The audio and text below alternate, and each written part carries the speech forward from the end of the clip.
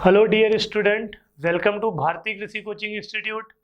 बच्चों, हमने previous lecture में चैप्टर फर्स्ट को कंप्लीट किया था। आज की क्लास में हम शुरू करेंगे चैप्टर सेकंड। तो चैप्टर सेकंड जो हमारा है वो क्या है? सिंपल हार्मोनिक मोशन, सरल आवर्त गति। आज हम इस टॉपिक के बारे में डिस्कस करेंगे। तो इसको बताने से पहले मैं आपको मोशन गति के बारे में कुछ चीज़ें बताता हूँ, उन चीज़ों को समझिएगा। जो मोशन होता है, गति होता है, वो दो प्रकार का होता है। जो मोशन होता है वो कितने प्रकार का होता है? दो प्रकार का। एक होता है पीरियोडिक मोशन और दूसरा होता है नॉन पीरियोडिक मोशन।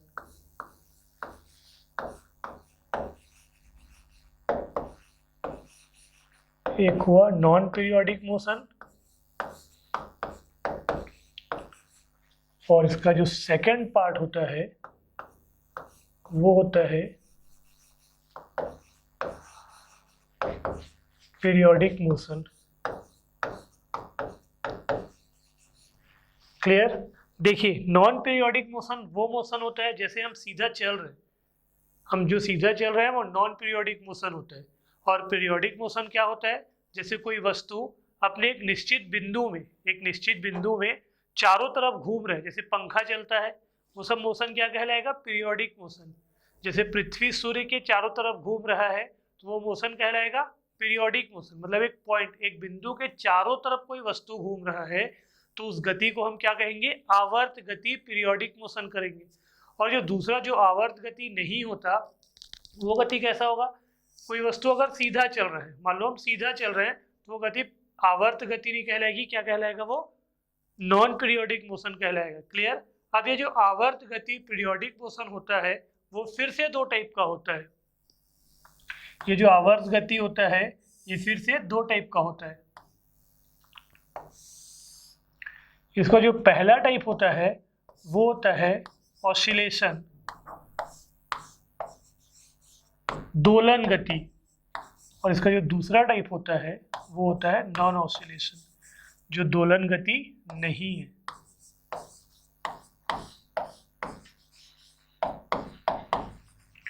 अब दोलन गति क्या होता है? जो अपने माध्य स्थिति के दोनों ओर गति करता है। एक माध्य स्थिति के दोनों ओर गति किया, जैसे आप पेंडुलम वॉच देखे होंगे, तो पेंडुलम वॉच क्या होता है? अपने मीन पोजीशन के दोनों ओर मोशन करता है, कोलिनियर मोशन, सरल रेखा में गति करता है। वो गति क्या कहलाता है? ऑसिलेशन, दोलन गति कहलाता है। और नॉन ऑसिलेशन क्या होगा? जो अपने माध्य स्थिति के दोनों ओर गति नहीं करता है, वो गति क्या कहलाएगा? Non oscillation. अब ये ऑसिलेशन मोशन फिर से दो टाइप का होता है, जिसमें पहला टाइप होता है SHM। इसमें पहला टाइप क्या होता है? SHM। और दूसरा टाइप होता है नॉन SHM। इस SHM को ही अपने को पढ़ना है, यही हमारे सिलेबस में है। इस SHM को कहा जाता है सिंपल हार्मोनिक मोशन, सरल आवर्त गति। और ये जो नॉन SHM होता है ये होता है वाइब्रेशन, कंपन निकलना।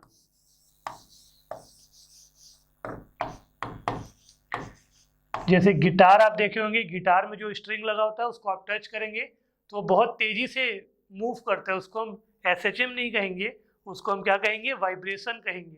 SHM क्या होता है? जो अपने माध्य स्थिति के दोनों ओर सरल रेखा में गति करता है, उस गति को हम क्या बोलते हैं? SHM।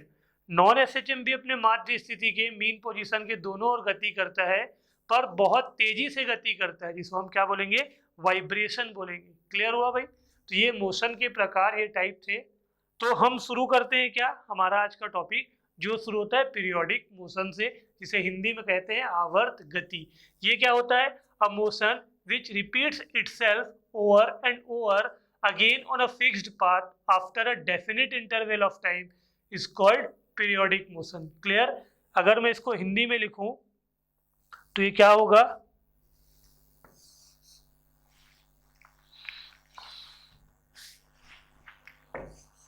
यदि कोई वस्तु निश्चित पथ पर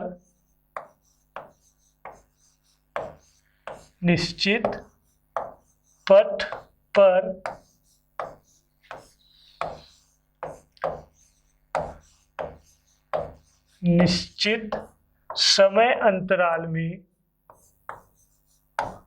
निश्चित पथ पर निश्चित समय अंतराल में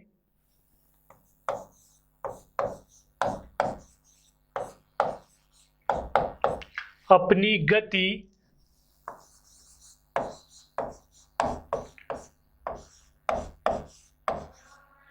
बार बार दोहराती है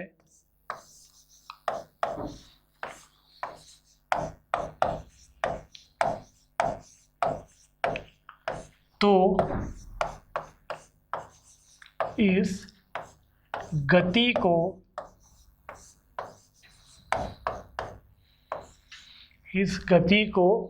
आवर्त गति कहते हैं।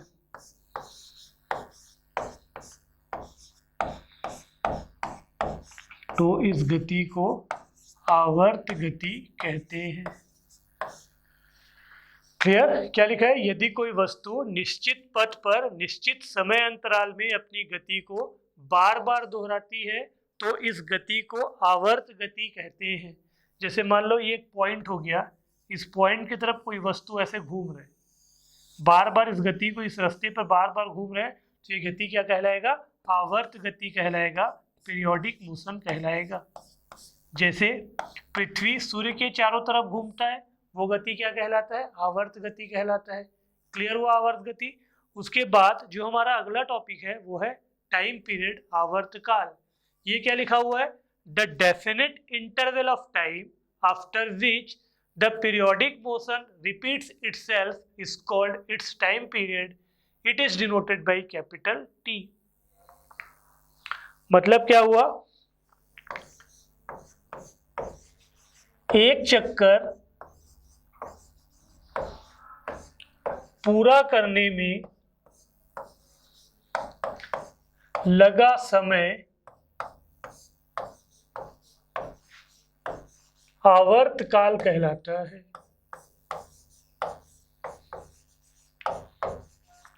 आवर्त काल कहलाता है। इसे टी से प्रदर्शित करते हैं।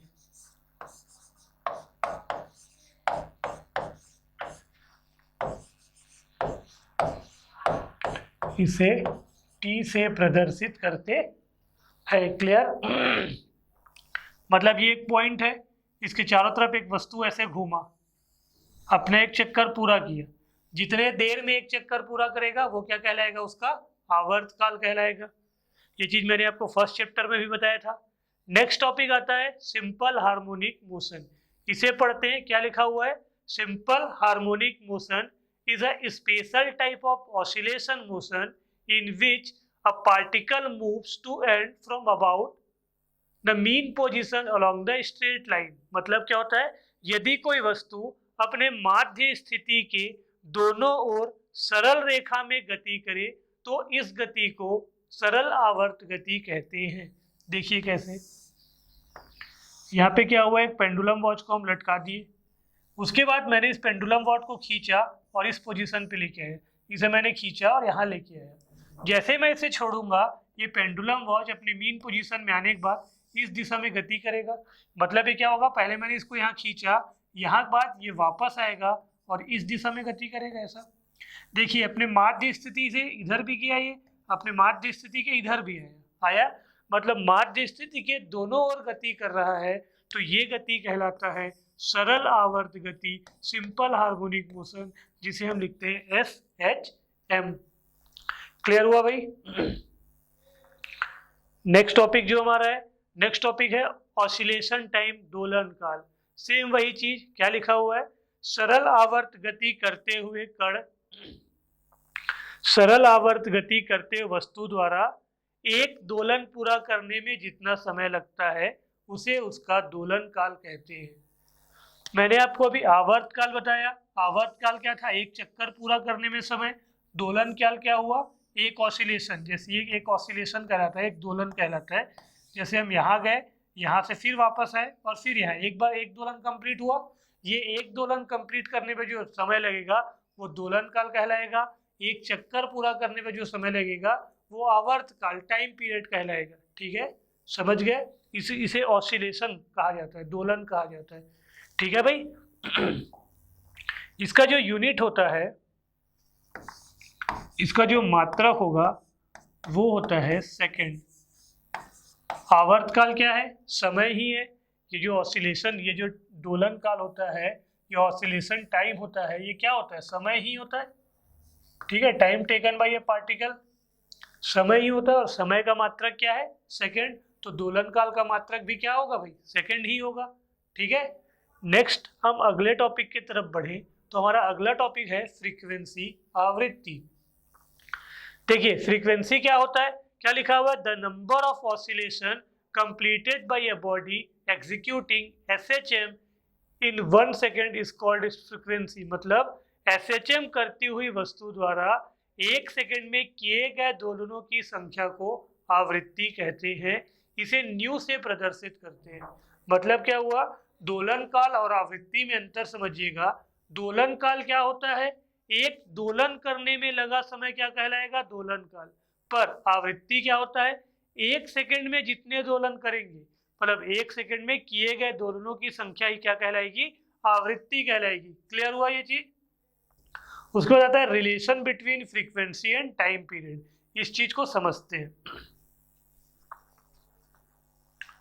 देखिए जो आवृत्ति होता है, जो आवृत्ति होता है वो 1/, आवर्त काल के बराबर होता है। ये चीज को समझिएगा। जो आवृत्ति होता है वो 1/, आवर्त काल के बराबर होता है, ठीक है। मतलब फ्रीक्वेंसी इक्वल टू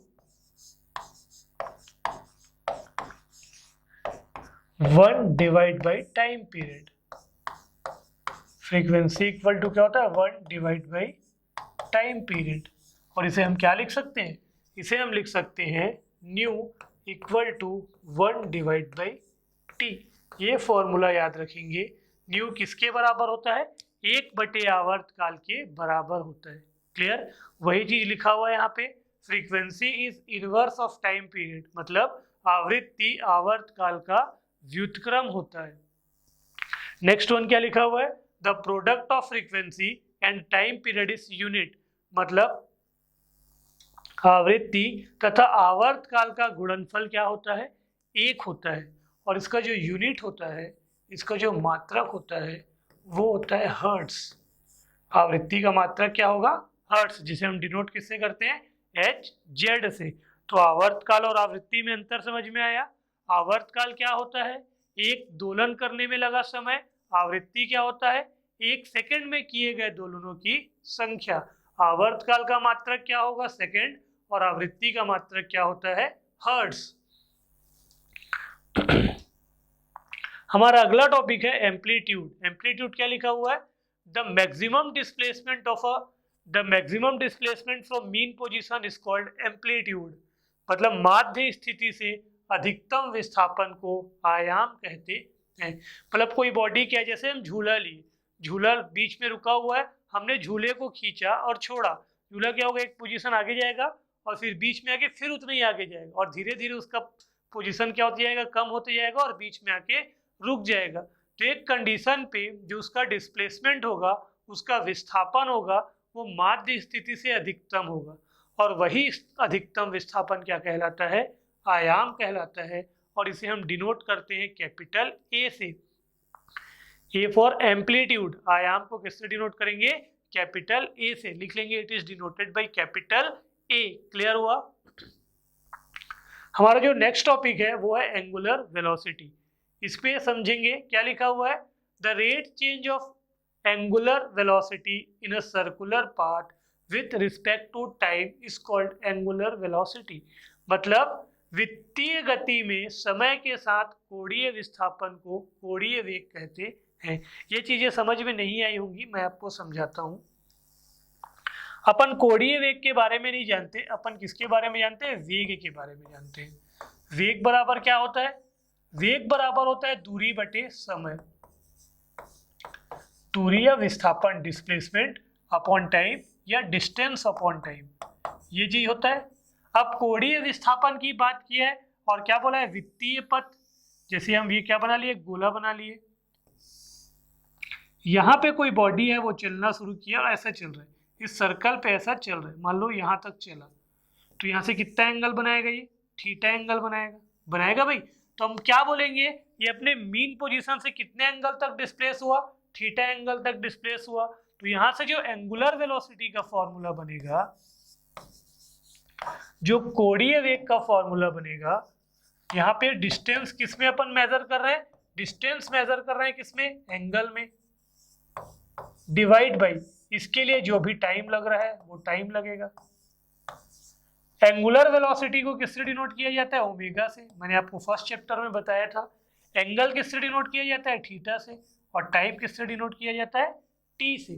तो अपने को एंगुलर वेलोसिटी का यहाँ पे फॉर्मूला मिल गया, omega equal to theta divide by T, ये फॉर्मूला मिला, ओमेगा इक्वल टू क्या मिल गया, theta divide by T. Clear हुआ भाई ये चीज, देखिए समझिए क्या हुआ। अपने को पता है कि जो थीटा होता है वो क्या होता है, एक एंगल से हम उसको विस्थापित कर रहे हैं, तो वो थीटा का मान बता रहा है, कितना विस्थापित हुआ, थीटा एंगल से हमने क्या किया है, विस्थापित किया हुआ है, ये चीज बता रहा है। ठीक है भाई, थीटा एंगल से दिख रहा है, थीटा एंगल से ये वस्तु यहाँ से यहाँ पहुंच गया, थीटा एंगल डिस्प्लेस हुआ है, उसके लिए जो टाइम लगा वो टाइम कितना लगा हुआ है, टी टाइम लगा हुआ है। क्लियर हुआ भाई, क्लियर हुआ।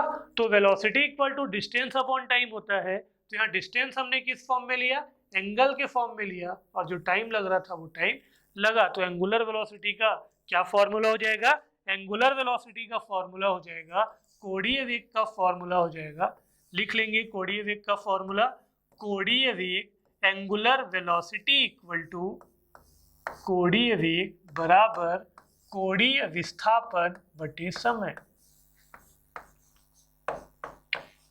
Angular velocity equal to angular displacement upon time, कोणीय वेग बराबर कोणीय विस्थापन बटे समय, मतलब एंगुलर वेलोसिटी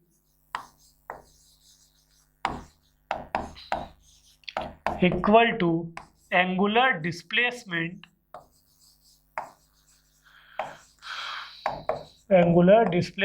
अपॉन टाइम। कोणीय विस्थापन को डिनोट किया जाता है ओमेगा से, एंगल के लिए यूज किया जाता है थीटा, और टाइम के लिए क्या यूज किया जाता है, टी। तो ओमेगा इक्वल टू क्या हो गया, थीटा डिवाइड बाई टी। यहाँ से अपन थीटा का वैल्यू निकाल सकते हैं, क्या हो जाएगा ये, ओमेगा इंटू टी हो जाएगा, ओमेगा इंटू टी। क्लियर हुआ।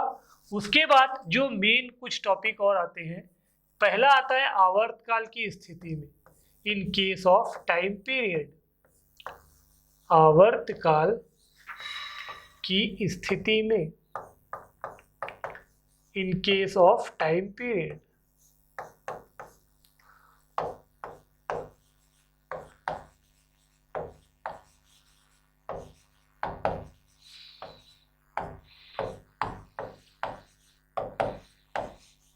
ये होता है omega equal to 2 pi divide by T. Next आता है, ये याद रखेंगे, आवर्तकाल की स्थिति में ओमेगा बराबर 2 पाई बाई टी होता है। नेक्स्ट आएंगे आवृत्ति की स्थिति में, in case of frequency,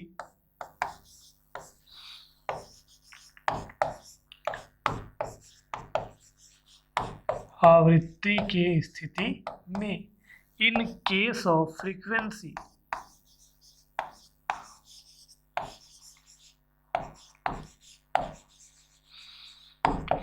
in case of frequency, frequency के केस में अपने को पता है टी किसके बराबर होता है, 1 डिवाइड बाई न्यू के बराबर होता है। तो मैं टी के प्लेस में 1 डिवाइड बाई न्यू पुट करूंगा, तो ओमेगा इक्वल टू मेरे को फॉर्मूला मिल जाएगा 2 पाई न्यू।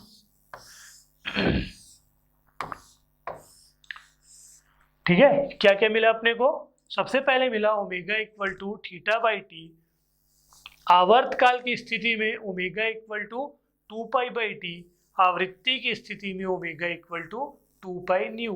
ये तीनों काम के फॉर्मूला है, इनको बाकायदा आप याद रखेंगे। ठीक है, क्या क्या फॉर्मूला मिला लिख देता हूं मैं, ओमेगा बराबर सबसे पहले मिला थीटा डिवाइड बाई टी, फिर आवर्तकाल की स्थिति में 2 पाई बाई टी, आवृत्ति की स्थिति में 2 पाई न्यू, और यहां से थीटा इक्वल टू मिला है अपने को ओमेगा इंटू टी।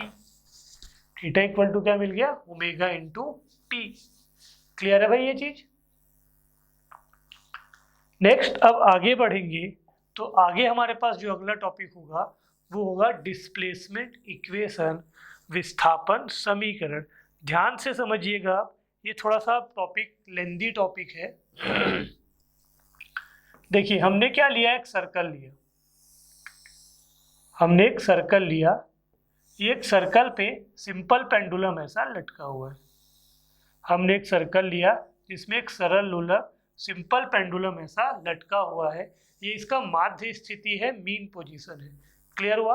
अब हमने क्या किया, इस पेंडुलम को उठाया और यहाँ ले आया, इस पेंडुलम को उठाया और इस पोजीशन पे ले आया। मैंने ये माना, मैंने इसे माध्य स्थिति से कितना डिस्प्लेस कर दिया, थीटा डिग्री डिस्प्लेस कर दिया। मैंने इसे माध्य स्थिति से कितना डिस्प्लेस कर दिया, थीटा डिग्री डिस्प्लेस कर दिया। तो जो पहले यहाँ पे था उसका पोजीशन अब ये हो जाएगा, ये पोजीशन हो गया भाई। जो पहले यहाँ पे था वो इस पोजीशन पे आ गया। अगर ये थीटा तो ये भी एंगल क्या होगा, थीटा। पहले यहाँ था, इतना विस्थापित होकर यहाँ आया तो ये विस्थापन हो गया, जिसे मैंने किससे डिनोट किया, वाई से डिनोट किया। किससे डिनोट कर लिया भाई, वाई से डिनोट कर लिया। समझ गए? देखिए अगर मैं पेंडुलम को यहाँ ले जाके छोड़ूंगा तो ये पेंडुलम फिर से वापस आएगा और इस दिशा में आगे बढ़ेगा, फिर इस दिशा में आगे बढ़ेगा, मतलब ये इसके अधिकतम विस्थापन के बराबर होगा, अधिकतम विस्थापन के बराबर होगा। अगर हम एक नॉर्मल ट्रायंगल बनाएं, ऐसा नॉर्मल ट्रायंगल बनाएं, तो यहाँ पे जो थीटा लिखा हुआ है, थीटा के सामने वाला भुजा आपको परपेंडिकुलर लंब दिख रहा होगा, दिख रहा है भाई? थीटा के सामने वाला भुजा आपको परपेंडिकुलर दिख रहा होगा, लंब दिख रहा होगा, और लंब के प्लेस में यहाँ पे क्या लिखा हुआ है, वाई लिखा हुआ है, लिखा हुआ है ऐसा। और कर्ण के प्लेस में क्या लिखा हुआ है, ए लिखा हुआ है। तो अपने को परपेंडिकुलर का वैल्यू पता है वाई, और हाइपोटेनियस कर्ण का वैल्यू पता है ए। और अगर मैं त्रिकोणमितीय अनुपात, ट्रिग्नोमेट्रिकल रेशियो की बात करूं, तो परपेंडिकुलर और हाइपो किसमें आते हैं, साइन थीटा में आते हैं। हमें पता है साइन थीटा इक्वल टू होता है परपेंडिकुलर डिवाइड बाई हाइपो। तो परपेंडिकुलर के प्लेस में क्या लिखा हुआ है, वाई, और हाइपो के प्लेस में क्या लिखा हुआ है, ए, और यहाँ क्या लिखा है, साइन थीटा। अगर यहाँ से मैं डिस्प्लेसमेंट वाई की बात करूं तो मुझे फॉर्मूला मिल जाएगा ए साइन थीटा, मिल जाएगा ऐसा। पहला अपना समीकरण क्या मिल गया, Y equal to A sine theta. ये होता है विस्थापन समीकरण, Y equal to A sine theta. हमें पता है theta equal to omega into T के बराबर होता है, तो यहाँ से वाई इक्वल टू मैं लिख सकता हूँ ए साइन, और थीटा के प्लेस में मैं लिखूंगा ओमेगा इंटू टी। ये दूसरा समीकरण मिल गया, विस्थापन समीकरण मिल गया भाई, मिल गया दूसरा विस्थापन समीकरण। उसके बाद अगर मैं आवर्तकाल की स्थिति की बात करूं, तो आवर्तकाल के केस में, टाइम पीरियड के केस में जो ओमेगा होता है वो क्या हो जाता है, आवर्तकाल के केस में जो ओमेगा होता है उसका मान हो जाता है 2 पाई बाई टी, हो जाता है ऐसा। अब ओमेगा के प्लेस में अगर 2 पाई बाई टी पुट करूं तो y इक्वल टू हो जाएगा ए साइन, ओमेगा के प्लेस में मैं लिखूंगा क्या, ओमेगा के प्लेस में लिखूंगा 2 pi by T into T. ये हमारा तीसरा समीकरण हो गया, हो गया। ये पहले समीकरण से ही सब आते जा रहे हैं ना, हमें ओमेगा का वैल्यू पुट करना है बस। अगर मैं आवृत्ति फ्रीक्वेंसी के फॉर्म में लिखूं तो फ्रीक्वेंसी के केस में मुझे पता है ओमेगा इक्वल टू होता है 2 पाई न्यू। फ्रीक्वेंसी के केस में, आवृत्ति के केस में ओमेगा बराबर 2 पाई न्यू होता है। तो यहाँ से y इक्वल टू हो जाएगा ए साइन, और ओमेगा के प्लेस में हम पुट कर लेंगे 2 पाई न्यू, और यहाँ पे क्या आ जाएगा, टी आ जाएगा। ये अपना चौथा समीकरण हो गया। तो हमें 4 समीकरण मिल गए। पहला समीकरण क्या मिला, y equal to A sine theta. दूसरा समीकरण क्या मिला, y equal to A sine omega t. तीसरा समीकरण क्या मिला, y equal to A sine 2π/t into t, और चौथा समीकरण क्या मिला, y equal to A sine 2π/ν into t. जो तीसरा समीकरण था वो आवर्तकाल की स्थिति में था और जो चौथा समीकरण था वो आवृत्ति की स्थिति में था। क्लियर हुआ भाई, ये चारों समीकरण मिले। चलिए अब हम देखते हैं, अब हम देखिए सबसे पहले मैं आता हूं कहां पर, मीन पोजीशन पे आता हूं, मध्यमान स्थिति पर आता हूं।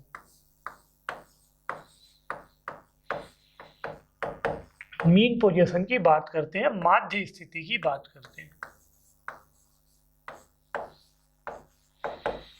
किसकी बात कर रहे हैं, माध्य स्थिति की बात कर रहे हैं। यहाँ पे मैंने आपको एक डायग्राम अभी बताया था जिसमें क्या था, ये पेंडुलम ऐसा लटका हुआ था और इस पेंडुलम को हम कहाँ तक लेके आए थे, यहाँ तक लेके आए थे, कितने एंगल पे, थीटा एंगल पे लेके आए थे भाई ऐसा। अगर मैं क्या करूँ, इस पेंडुलम को इसके माध्य स्थिति पे ही लेके आ जाऊँ तो थीटा इक्वल टू कितना हो जाएगा, माध्य स्थिति में थीटा इक्वल टू कितना हो जाएगा भाई, 0 डिग्री हो जाएगा ऐसा। अब हम सेकेंड पोजीशन की बात करें तो सेकेंड पोजीशन जो होता है उसे हम कहते हैं सीमांत स्थिति और इसे कहते हैं हम क्या, एक्सट्रीम पोजीशन। इसे कहा जाता है एक्सट्रीम पोजीशन, सीमांत स्थिति।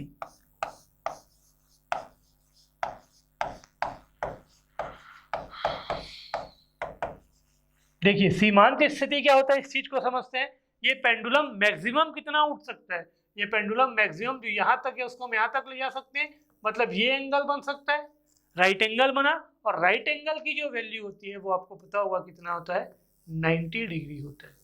ठीक है, अब मुझे विस्थापन समीकरण पता है, y इक्वल टू क्या हुआ, a साइन थीटा, ये वैल्यू होता है, ये समीकरण होता है। अगर मैं यहाँ पे theta equal to 0 degree put करूँ तो साइन 0 का वैल्यू कितना हुआ, 0, और y इक्वल टू कितना हो जाएगा, 0। ये अपने को जो वैल्यू मिलेगा वो मिलेगा न्यूनतम विस्थापन, मिनिमम वैल्यू मिलेगा, न्यूनतम विस्थापन मिलेगा। देख सकते हैं आप, ये पे अगर थीटा इक्वल टू 0 करेंगे तो पेंडुलम अपनी जगह पे ही रहेगा, विस्थापित नहीं होगा। पर अगर मैं 90 डिग्री तक पेंडुलम को लेके जाऊं तो मैं क्या करूंगा, थीटा के प्लेस में पुट कर लूंगा 90 डिग्री, हो जाएगा साइन 90 डिग्री। और साइन 90 का वैल्यू कितना होता है, साइन 90 का वैल्यू होता है 1। तो y इक्वल टू मुझे क्या मिल जाएगा, a मिल जाएगा। और यहाँ पे a क्या है, a यहाँ पर आयाम है, एम्पलीट्यूड है, और आयाम का डेफिनेशन मैंने आपको बताया था, मध्यमान स्थिति से अधिकतम विस्थापन को ही क्या कहा जाता है, उसका आयाम कहा जाता है। तो अपने को अधिकतम विस्थापन मिला है, मैक्सिमम डिस्प्लेसमेंट मिला है, तो सीमांत स्थिति में एक्सट्रीम पोजीशन पे जो डिस्प्लेसमेंट का वैल्यू होता है वो क्या होता है, मैक्सिमम होता है, अधिकतम होता है।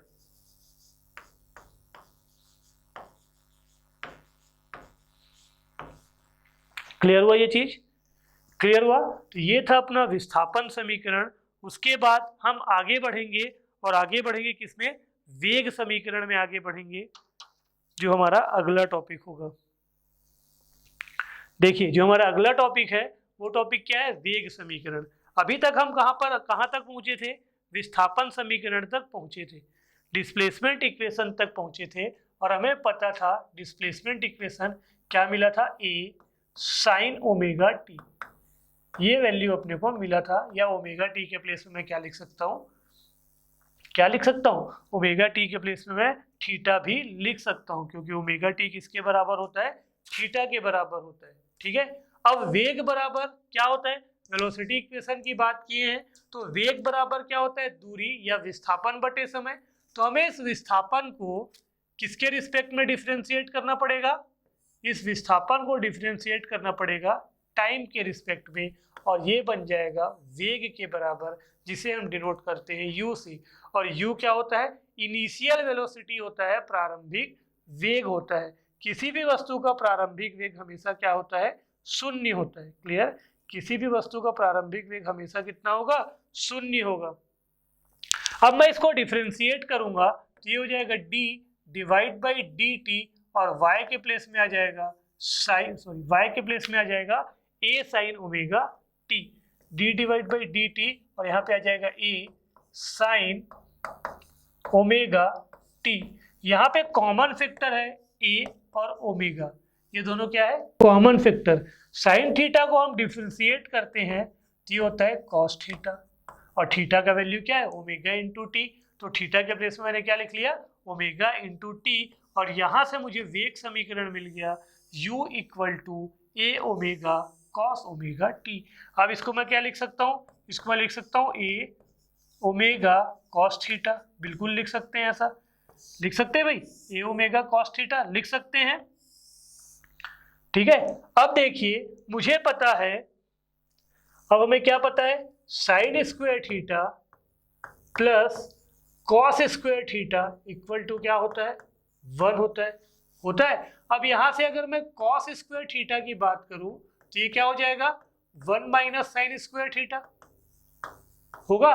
तो यहां से कॉस थीटा इक्वल टू क्या हो जाएगा, यहां से कॉस थीटा इक्वल टू हो जाएगा root over 1 minus sine square theta. समझिएगा ये चीज, क्लियर हुआ, हो गया। कॉस थीटा इक्वल टू क्या हो जाएगा, 1 माइनस साइन स्क्वायर थीटा, और हमें पता है y इक्वल टू क्या होता है, a साइन थीटा होता है ऐसा। तो यहाँ से साइन थीटा अगर इक्वल टू मैं निकालूं तो साइन थीटा इक्वल टू क्या हो जाएगा, y by a. Sine theta equal to y by a हुआ, तो यहाँ पे क्या आ जाएगा, cos theta equal to 1 minus sine square theta का मान अगर पुट करेंगे तो हो जाएगा y square divide by A square, हो जाएगा ऐसा।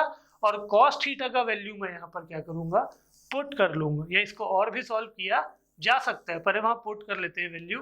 तो u इक्वल टू क्या आ जाएगा, a ओमेगा, और कॉस थीटा का मान क्या आ गया है, कॉस थीटा का मान आ गया, इसको हम सॉल्व करेंगे तो क्या हो जाएगा, a square minus Y square divide by A square, हो जाएगा ऐसा। यहाँ से आप रूट निकालिए, यहाँ से हम रूट को निकालेंगे तो u इक्वल टू क्या हो जाएगा, a ओमेगा, नीचे रूट है, नीचे ए स्क्वायर है, यहाँ से रूट निकलेगा, ए बाहर आएगा, और अंदर क्या बच जाएगा, अंदर बच जाएगा ए स्क्वायर माइनस वाई स्क्वायर। समझ रहे भाई, देखिए ये ए से ये क्या हो गया, कैंसल। u इक्वल टू एक और फॉर्मूला आ गया, omega in bracket A square minus Y square. ये तीसरा समीकरण आ गया। कौन कौन सा समीकरण मिला, a omega equal to u equal to A omega cos omega t, omega t को रिप्लेस किया किससे, थीटा से। उसके बाद जो नॉर्मल त्रिकोणमिति के जो फॉर्मूले हैं, पहला फॉर्मूला अपने को पता है cos square theta equal to cos square theta plus sine square theta equal to 1 होता है।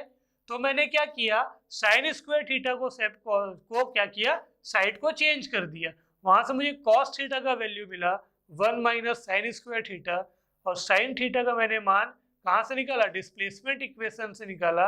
तो साइन थीटा बराबर मेरे को मिला y बाई ए, और उस वैल्यू को पुट करके मैंने कैलकुलेट किया तो डिस्प्लेसमेंट इक्वेशन से मुझे वेलोसिटी इक्वेशन ये मिला कि u बराबर क्या, u बराबर मुझे मिला ओमेगा इंटू रूट ओवर ए स्क्वायर माइनस वाई स्क्वायर। देखिए भाई, इसको अगर मैं ढंग से लिखूं, इतनी सारी चीजें आपको अगर याद नहीं होती तो मैं नॉर्मल तरीके से लिखता हूं। देखिए u इक्वल टू क्या हो जाएगा, सबसे पहले अपने को मिला ए ओमेगा कॉस थीटा मिला ऐसा, इसको और क्या लिख सकते हैं, u equal to A omega cos omega T लिख सकते हैं, बिल्कुल ऐसा। ओमेगा के प्लेस में हम क्या पुट कर सकते हैं, ओमेगा के प्लेस में मैं पुट कर सकता हूँ 2 पाई बाई टी, किस केस में, आवर्तकाल की स्थिति में, तो ये 2 pi by T into T हो जाएगा। आवृत्ति की स्थिति में u इक्वल टू हो जाएगा a omega cos 2 pi new into T, होगा भाई ऐसा। ये 4 फॉर्मूला अपने को मिल गए। यहां से मैं 5वां फॉर्मूला अपने को क्या मिला, u इक्वल टू मिला ओमेगा रूट ओवर ए स्क्वायर माइनस वाई स्क्वायर। ये 5 फॉर्मूला अपने को मिला, ये 5 समीकरण मिले हैं, ये पांचों समीकरण अपने को याद होना चाहिए। अगर मैं मीन पोजीशन की बात करूं, मध्यमान स्थिति की बात करूं, तो यहाँ पे थीटा इक्वल टू कितना होता है, 0 डिग्री होता है। और अगर मैं सीमांत स्थिति की बात करूं, एक्सट्रीम पोजीशन की बात करूं, तो यहाँ पे थीटा इक्वल टू कितना होता है, 90 डिग्री होता है। तो यहाँ से मुझे वेग का अधिकतम और न्यूनतम वैल्यू मिलेगा। देखिए जैसे मेरे पास इक्वेशन है u equal to A omega cos theta, theta का वैल्यू 0 डिग्री पुट किए, वैसे यहाँ पे पुट किए u equal to A omega, theta का वैल्यू कितना पुट कर दिए 90 डिग्री, कॉस 0 का वैल्यू होता है 1, तो ये क्या हो जाएगा ए ओमेगा, और कॉस 90 का वैल्यू होता है 0, तो यहाँ पे क्या आ जाएगा 0, तो ये अपने को क्या मिल गया मिनिमम वैल्यू मिल गया, और ये हो गया अधिकतम वैल्यू।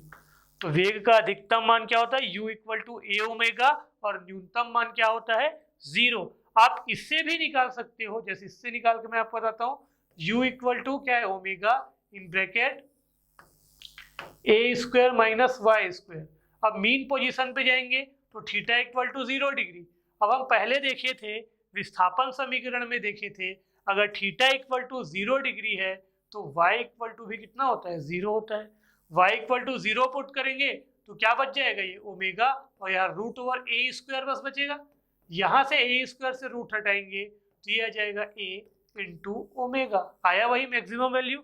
और अगर थीटा इक्वल टू मैं 90 डिग्री रखा, थीटा इक्वल टू 90 डिग्री था, तो y किसके बराबर आ गया था a के बराबर विस्थापन समीकरण में, और y a के बराबर आया था। देखिए यहाँ पे a पुट करेंगे तो a square minus A square 0, root से बाहर भी 0 आया, और पूरा टर्म क्या हो जाएगा ये 0 हो जाएगा। ठीक है, तो ये 4 समीकरण अधिकतम वैल्यू और न्यूनतम वैल्यू अपने को याद रखना है, किसका वेग का, को मैक्सिमम वैल्यू मिल गया, मिनिमम वैल्यू मिल गया, और ये 4 समीकरण मिल गए। ठीक है, नेक्स्ट हमारा जो अगला टॉपिक होगा वो होगा त्वरण समीकरण, एक्सेलरेशन इक्वेशन। त्वरण बराबर क्या होता है वेग बटे समय, त्वरण बराबर क्या होता है वेग बटे समय। तो a इक्वल टू अपने को क्या मिल जाएगा वेग बटे समय मिलेगा ऐसा। अभी मुझे वेग का जो समीकरण मिला था वो क्या मिला था d बाई डी टी, और ये मिला था a omega cos omega t, ये चीज मिला था भाई। यहां से हम सॉल्व करेंगे तो a इक्वल टू क्या जाएगा a, एक ओमेगा यहाँ फिर बाहर आया तो ओमेगा स्क्वायर हो गया, और साइन ओमेगा टी को हम डिफ्रेंशिएट करेंगे तो कॉस किस में चेंज हो जाता है साइन में, पर एक किस साइन के साथ आएगा माइनस साइन के साथ। ठीक है, किसके साथ आएगा ऋण चिन्ह के साथ आएगा, और ऋण चिन्ह सिर्फ ये बताता है कि दिशा क्या होगी सरल लोलक की, जो गति कर रही है सरल लोलक उसकी दिशा क्या होगी। जैसे ये सरल लोलक है इस दिशा में गया तो ये पॉजिटिव, पर यहाँ के बाद अगर इधर आया तो ये क्या हो जाएगा नेगेटिव, मीन पोजीशन में आते तक क्या होगा ये नेगेटिव, फिर ये इधर बढ़ेगा तो पॉजिटिव, अब ये जैसे वापस फिर अपने मध्यमान स्थिति में आएगा तो क्या होगा नेगेटिव। तो नेगेटिव सिर्फ साइन सिर्फ ये बता रहा है कि वो अपने माध्य स्थिति में क्या आता है वो पेंडुलम वापस आ रहा है, इसलिए किस साइन में नेगेटिव साइन में। इस टॉपिक को समझिएगा, बहुत ही इंपॉर्टेंट टॉपिक है। तो अपने को यहाँ से क्या मिल गया, यहाँ से अपने को मिल गया किस चीज का समीकरण मिल गया त्वरण का समीकरण मिल गया, एक्सेलरेशन इक्वेशन मिल गया, जिसको मैं लिख सकता हूँ a equal to A omega square sine theta. लिख सकते हैं ऐसा, लिख सकते हैं भाई ऐसा, बिल्कुल लिख सकते हैं। देखिए उसके बाद मैंने अभी आपको बताया था y इक्वल टू क्या होता है, y इक्वल टू होता है a साइन थीटा, और यहाँ से अगर मैं साइन थीटा का मान निकालूं तो साइन थीटा इक्वल टू क्या हो जाएगा y डिवाइड बाई ए हो जाएगा ऐसा। Sine theta equal to y divide by a हो जाएगा, और y divide by a value यहाँ पे मैं पुट कर सकता हूँ, तो जैसे ही वो वैल्यू हम वहाँ पे पुट करेंगे क्या हो जाएगा a equal to A omega square, और साइन थीटा के प्लेस में मैं क्या पुट करूंगा y डिवाइड बाई ए, और ये a से ये ए हो जाएगा कैंसल, और a इक्वल टू आ जाएगा ओमेगा स्क्वायर y आ जाएगा ऐसा। a इक्वल टू क्या आ गया ओमेगा स्क्वायर y आ गया। तो यहां से मैं ओमेगा स्क्वायर बराबर क्या लिख सकता हूँ a डिवाइड बाई y लिख सकता हूँ ऐसा। अब यहां से ओमेगा बराबर मैं क्या लिख सकता हूँ root over a divide by y लिख सकते हैं भाई ऐसा। ओमेगा बराबर मैंने आपको बताया क्या होता है 2 पाई बाई टी, ओमेगा बराबर मैंने आपको क्या बताया 2 पाई बाई टी होता है, और ये किसके बराबर आ जाएगा root over a divide by y के बराबर आ जाएगा ऐसा। अगर मैं इसको थोड़ा सा चेंज करके लिखूं तो ये हो जाएगा t डिवाइड बाई 2 पाई, और ये क्या हो जाएगा y डिवाइड बाई a, और यहां से मुझे t का फॉर्मूला मिल जाएगा t equal to 2 pi root over y divide by a. यहाँ पे y क्या है, डिस्प्लेसमेंट है, और a क्या है, एक्सेलरेशन है। तो यहाँ से मुझे आवर्तकाल का एक और फॉर्मूला मिला, 2 पाई इक्वल टू विस्थापन बटे त्वरण, t equal to 2 pi root over विस्थापन बटे त्वरण, displacement upon acceleration. Clear, t equal to 2 pi root over displacement upon acceleration. काम का फॉर्मूला एकदम याद रखिएगा, t equal to 2 pi root over y by a होता है, डिस्प्लेसमेंट अपॉन एक्सेलरेशन होता है। क्लियर, ये था अपना त्वरण। इसका भी हम अधिकतम मान और न्यूनतम मान निकाल सकते हैं। अगर थीटा इक्वल टू आप क्या पुट करोगे, 0 डिग्री पुट करोगे। Theta equal to 0 degree put करते हैं, इसको मैं रफ करता हूं। देखिए अपने को समीकरण क्या मिला था, y equal to A omega square sine theta, ये चीज मिला था भाई ऐसा। अगर मैं theta equal to 0 degree put करूं, मतलब माध्य स्थिति में रहूं, मीन पोजीशन पे रहूं, तो y इक्वल टू क्या हो जाएगा, ए ओमेगा स्क्वायर साइन 0। साइन 0 का वैल्यू होता है 0, सॉरी y नहीं,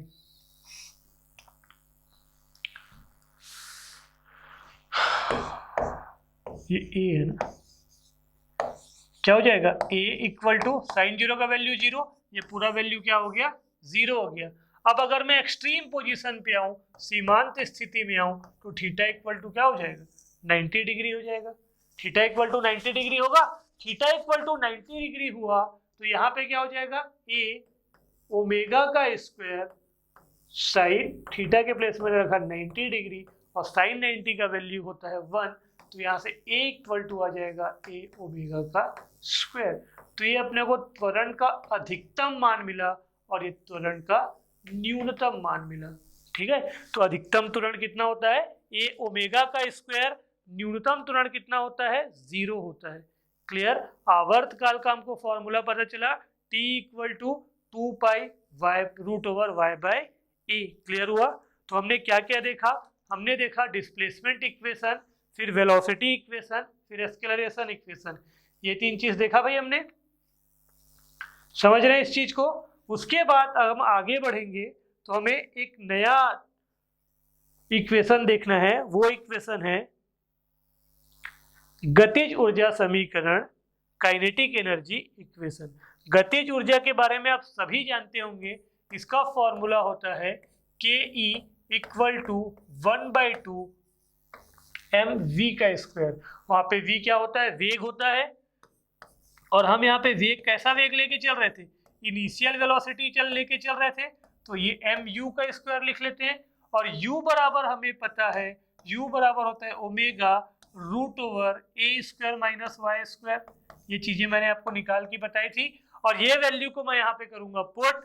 जैसे ही मैं पुट करूंगा यहाँ पे, ये हो जाएगा गतिज ऊर्जा काइनेटिक एनर्जी बराबर 1/2 m, u का स्क्वायर करेंगे मतलब ये हो जाएगा ओमेगा का स्क्वायर, और यहाँ से क्या हो जाएगा, रूट हट जाएगा और यहाँ आ जाएगा ए स्क्वायर माइनस वाई का स्क्वायर। ये आ गया अपने पास गतिज ऊर्जा का समीकरण, 1/2 m ओमेगा का square in bracket A square minus Y square. अब देखिए, अगर मैं यहाँ पे थीटा इक्वल टू 0 डिग्री करूं तो y किसके बराबर हो जाता है, 0 के बराबर।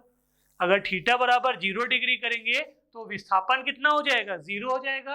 अगर थीटा बराबर 90 डिग्री करेंगे तो यहाँ पे विस्थापन कितना हो जाएगा, अधिकतम विस्थापन आयाम के बराबर हो जाएगा, मैक्सिमम डिस्प्लेसमेंट एम्पलीट्यूड के बराबर हो जाएगा। देखिए y इक्वल टू यहाँ पे 0 डिग्री पुट करेंगे तो काइनेटिक एनर्जी जो आएगा वो आ जाएगा हाफ m ओमेगा का स्क्वायर, ये टर्म 0 हो गया, ए स्क्वायर ये आ जाएगा। ठीक है, अगर मैं 90 डिग्री के y की जगह पे a पुट करूं तो ए स्क्वायर 0, और पूरा टर्म क्या हो जाएगा, 0 हो जाएगा। तो काइनेटिक एनर्जी क्या हो जाएगा, 0। तो मीन पोजीशन पे, मध्यमान स्थिति पे जो काइनेटिक एनर्जी मिलता है वो मिलता है मैक्सिमम, और एक्सट्रीम पोजीशन पे, सीमांत स्थिति पे जो काइनेटिक एनर्जी मिलता है वो होता है मिनिमम। क्लियर हुआ भाई? Kinetic energy equation 1/2 m omega square in bracket a square minus Y square. आपको कंडीशन देखना है कि वो मीन पोजीशन पे है कि एक्सट्रीम पोजीशन पे है। क्लियर हुआ?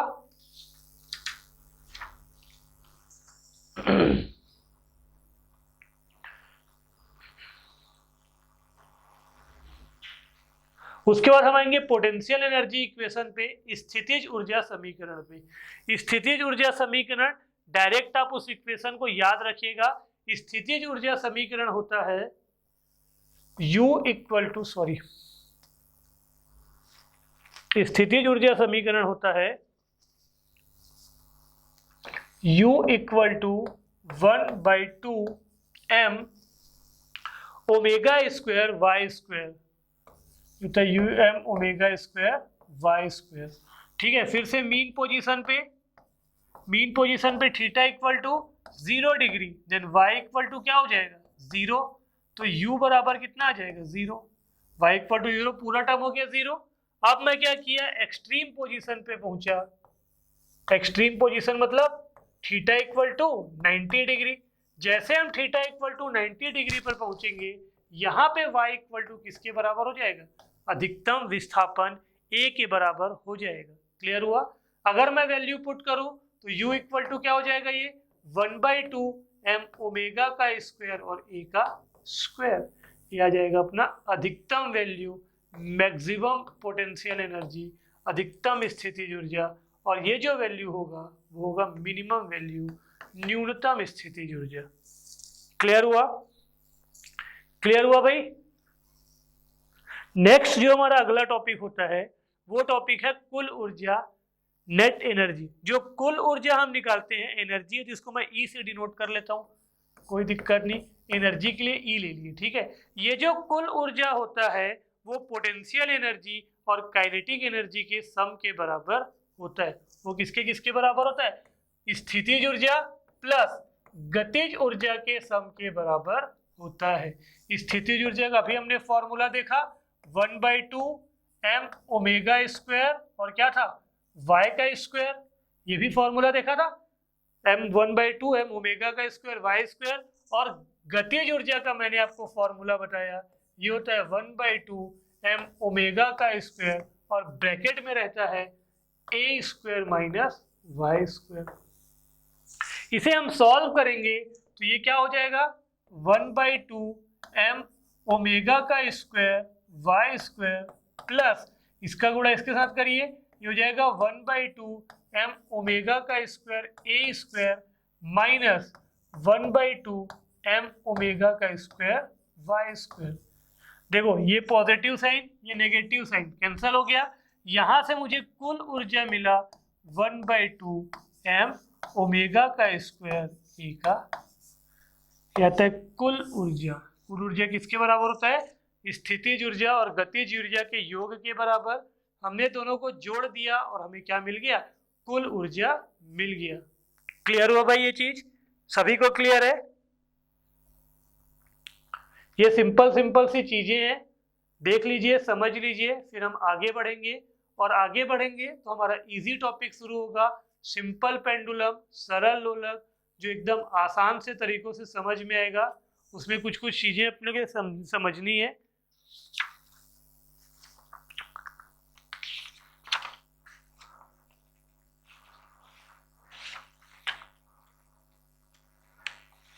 ठीक है, चलिए हम अपने नेक्स्ट टॉपिक की तरफ चलते हैं। जो हमारा नेक्स्ट टॉपिक है वो क्या है, सरल लोलक। सरल लोलक को मैं आपको समझाता हूं, सरल लोलक होता क्या है।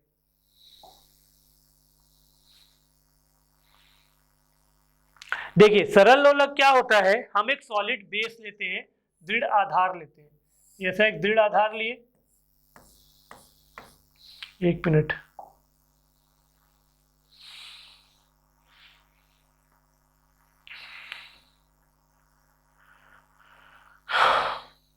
देखिए एक दृढ़ आधार लेते हैं।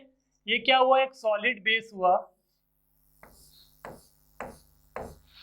इसमें हमने क्या किया, एक रस्सी को ऐसा बांध दिया, ये रस्सी को ऐसा बांध दिया। इस रस्सी पे एक m द्रव्यमान का पिंड लटका दिया, एक बॉडी लटका दिया जिसका मास कितना था, m मास था। ठीक है, इस रस्सी को हमने बांधा और इसमें m द्रव्यमान का पिंड लटका दिया। क्लियर। उसके बाद हमने ये बोला कि ये जो रस्सी है इसकी लंबाई कितनी है, l है। इसकी लंबाई कितनी है भाई, l।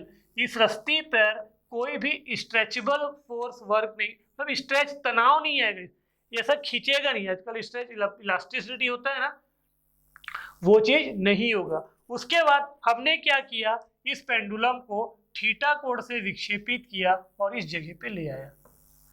डिस्प्लेस किए कितने एंगल से, थीटा एंगल से डिस्प्लेस किए, और ये जो पेंडुलम था अपने प्रीवियस पोजीशन से यहाँ पे पहुंच गया भाई ऐसा।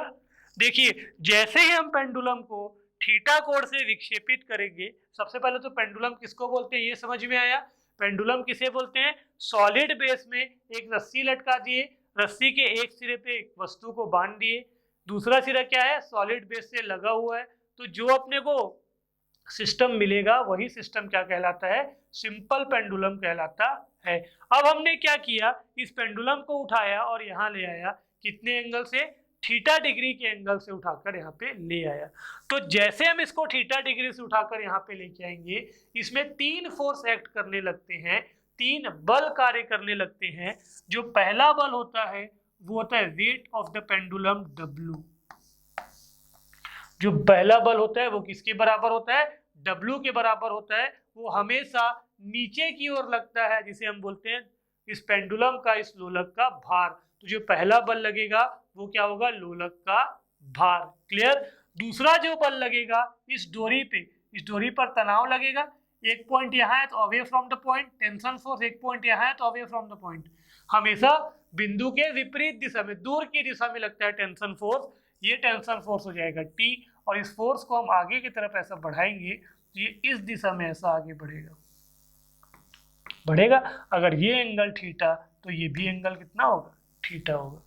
ठीक है। तो W के कितने कंपोनेंट, पहला कंपोनेंट थीटा के तरफ गया, और आपको पता है थीटा के तरफ कोई भी फोर्स जाता है तो वो किसके साथ जाता है, कॉस थीटा के साथ। और थीटा के विपरीत कोई फोर्स आएगा तो वो क्या हो जाएगा, W साइन थीटा हो जाएगा भाई ऐसा। ये W साइन थीटा क्या कर रहा है, इस पेंडुलम को उसके प्रीवियस पोजीशन पे लाने का प्रयास कर रहा है। जो पेंडुलम पहले यहाँ पे था उसको उठा के उसको प्रीवियस पोजीशन पे लाने का क्या कर रहा है, वो प्रयास कर रहा है। क्लियर हुआ। देखिए कौन कौन सा फोर्स कार्य किया इसमें। जो पहला फोर्स कार्य किया वो था वेट ऑफ द पेंडुलम, लोलक का भार, वेट ऑफ द पेंडुलम। ये हमेशा किस ओर लगता है, नीचे की ओर, डाउनवर्ड। ये हमेशा किस ओर लगता है, नीचे की ओर। वेट ऑफ पेंडुलम मतलब लोलक का भार। जो पहला फोर्स लगेगा वो लगेगा लोलक का भार। और ये किस ओर लगता है, ये लगता है नीचे की ओर।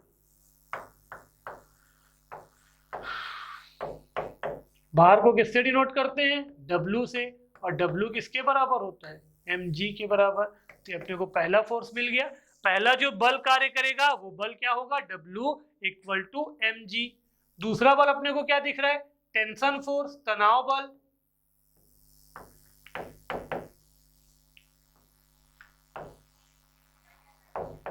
टेंशन फोर्स दिख रहा है, जिसे हम क्या बोलते हैं, जिसे हम बोलते हैं तनाव बल, जिसे डिनोट किससे कहा जाता है, T से। और T किसके बराबर दिख रहा है, W cos थीटा के बराबर। T W cos थीटा के बराबर दिख रहा है। और W के प्लेस में हम क्या लिख सकते हैं, mg cos थीटा। बिल्कुल लिख सकते हैं, ऐसा लिख सकते हैं। जो अपने को तीसरा फोर्स जो दिख रहा है वो दिख रहा है रीस्टोरिंग फोर्स, प्रत्यानयन बल। रीस्टोरिंग फोर्स, प्रत्यानयन बल। ये क्या काम करता है, ये प्रत्यानयन बल क्या काम करेगा, ये प्रत्यानयन बल इसको, ये जो पेंडुलम है उसे क्या करेगा, इसके प्रीवियस पोजीशन पे लाने का प्रयास करेगा। तो ये प्रीवियस पोजीशन पे लाने पे जो प्रयास कर रहा है उसमें जो फोर्स लग रहा है उस फोर्स को हम किससे डिनोट कर रहे हैं, F से। और ये किसके बराबर है, W साइन थीटा के बराबर है। W को रिप्लेस करेंगे किससे, mg से। तो F इक्वल टू क्या हो जाएगा, mg साइन थीटा। देखिए कितने फोर्स काम किए, 3 फोर्स काम कर रहे हैं। जो पहला फोर्स था वो था weight of the pendulum, downward act कर रहा था। जो दूसरा फोर्स था वो टेंशन फोर्स था, और जो तीसरा फोर्स था वो क्या था, रीस्टोरिंग फोर्स था। तीनों फोर्स का मैंने आपको क्या बता दिया, तीनों फोर्स का मैंने आपको फॉर्मूला बताया। पहला फॉर्मूला हमने देखा क्या, पहला फॉर्मूला देखा W equal to m g, दूसरा formula T equal to m g cos theta, तीसरा फॉर्मूला हमने देखा क्या, F equal to m g sine theta. ये तीन चीज हमने क्लियर किया। तो बच्चों आज की क्लास में हम इतनी ही चीजों को डिस्कस करेंगे। कल के लेक्चर में मैं आपको कुछ और बेसिक थ्योरी पोर्शन के बारे में बताऊंगा। आई होप आज का जो क्लास था थोड़ा सा इक्वेशन वाला क्लास था, थोड़ा सा टफ पोर्शन इसमें कवर किए हमने। तो आई होप आज का क्लास आपको समझ में आया होगा, आज का लेक्चर अच्छा लगा होगा। मिलते हैं नेक्स्ट क्लास में। Thank you so much.